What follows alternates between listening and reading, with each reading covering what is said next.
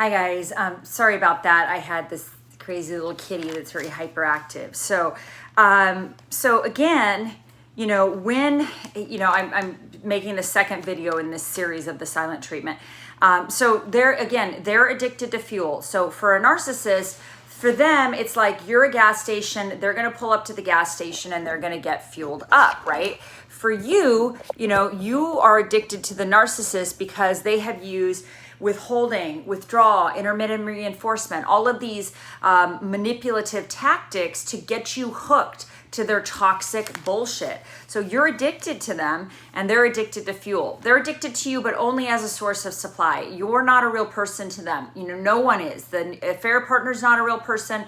All the people at work that they're gaining narcissistic supply from, none of this is, this is not real. That all those people are there is to worship them and to buy into or validate the narcissist's mask of perfection, right? So when they give you the silent treatment, what they're doing is they are very likely otherwise engaged with actively pursuing and trying to secure and hook the new source of supply. All of their energy is focused on sort of an outgoing of fuel. So this is the time when a narcissist is actually going to be expending a lot of fuel instead of sucking it in, which is what they normally do. They are spending a lot of fuel to try to secure this new source of supply and pretend to be that person's ideal mate. They are putting on the show. They're love bombing. They are sending the mask. They are sending the representative, and they are securing that new source of supply. And that takes a lot of their fuel and their energy. So they will give you the silent treatment because for them, they just put you on the shelf. They prefer it if you would just stay on that shelf and be a good little girl or boy while they're securing their new source of supply. And then if they want to take you down later and play with you a little bit more and mess with you a little bit more, then that is what they will do if you allow it. So the cerebral narcissist, they definitely need to be the smartest. They need to appear in their minds they're the smartest, and that's how they need you to see them. But if they're giving you the silent treatment, their reasons are they're securing a new source of supply, they're using it to control or dominate an argument that they may be having with you. They give you the silent treatment so they can invalidate you and make you feel like what you want or need doesn't matter. This is a really manipulative tactic. This is, if you're getting the silent treatment in a long-term relationship and it's a pattern over 10 or 15 years and you're getting it anytime you try to address something that matters to you, anytime you're trying to get your needs met, anytime you're trying to advocate for, getting your name on joint assets or for, paying off some debt or whatever it is that you're trying to do. If you're getting the silent treatment from this narcissist, they are using it to control. They are using it to invalidate you. They're using it to make you feel like your feelings, your needs, your wants, your desires, they just simply do not matter to them.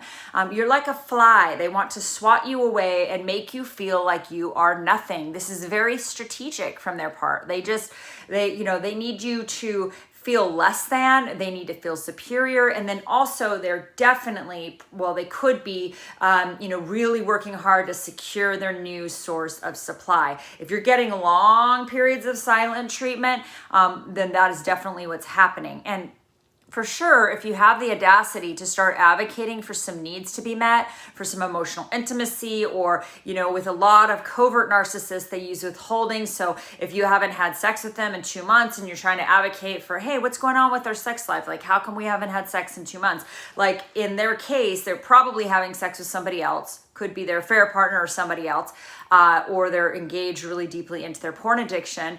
But either way, you're having the audacity to ask for your needs to be met, right? And they will give you the silent treatment because how dare you ask for your needs to be met? Don't you know that they will meet that it's up to them. Like they're in control and they're going to dole out, whatever they want when they want it. And you don't get to have any needs. How dare you? In fact, narcissists often take it almost like a personal affront when you express that you have needs to them. And remember, these are people that hide behind this facade of perfection. So they act as if they have no needs. They often act like they are just above it and they have no own needs, and they're they can be very stoic, and they'll never, humble themselves to actually ask for needs to be met, which, by the way, is absolutely necessary in any sort of relationship. If you cannot advocate and ask for your needs to be met and be clear and communicative about what those needs are, then you have no relationship. There is no relationship. So, you might be in this dynamic where you are trying to get your needs met and you're trying to advocate for your needs to be met, especially if you started to develop some self-esteem in this relationship. And the narcissist isn't. They're not going to ask for their needs to be met. They're not going to advocate for themselves because, again, these are people that you think of themselves as better than human. They're not going to stoop to the level of having human needs, like for love and sex and approval and appreciation. Like a normal, healthy person is going to say, hey, here is my need. Can you meet it? And, people have three choices when you ask them that. They can say, yes, I can meet it. No, I can't meet it, or I don't know, but I'll try. And your choice is, am I going to stay on the I don't know? Maybe, maybe not. If it's a no, you have to decide whether that's a deal killer. And if it's a yes, then awesome. But it's our job to tell people, to express and communicate to them what our needs are. It's our job. It's our obligation in relationships. And if we can't do that, then we don't have a relationship. So I just wanted to finish off this video that if you're getting the silent treatment, it is a form of abuse. They're using it to manipulate and control. It's all part of the gaslighting. They're probably securing a new source of supply. If they go dark for periods of time and then they love bomb you with intermittent reinforcement, that's a sure sign that they are trying very hard to secure a new source of supply. So I hope you are having a wonderful day. Feel free to like and subscribe. Also, if you're interested in private coaching, go to www.coachkat.org. I am working on some videos on how to, some videos that you can purchase and download on how to overcome the trauma from narcissistic abuse. A lot of this has to do with addressing your childhood trauma and sort of learning some new adaptive skills and developing some healthy self-esteem. So I hope you have a wonderful day and you guys are thriving and taking good and loving care of yourself. Bye-bye.